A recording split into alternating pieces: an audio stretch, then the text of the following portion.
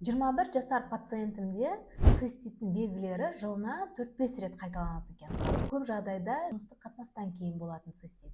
Енді қыздар, циститтің пайда болу себептері, неге ол сізде жиі қайталанады?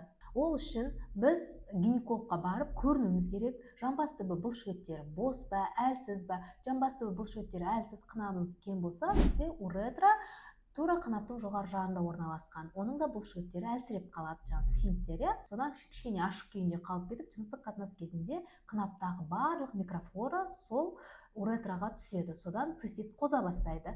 Ол бірінші себеп. Екінші себеп, ең жиі кездесетін бізде кишечная бактерия, эшерихия коли бактериясы шақырған цистит. Оның да емі бар. Дұрыс ем қабылдайтын болсаңыздар, ол циститтен құтыласыздар. Үшінші себеп бізде половым путем шығатын инфекциялар.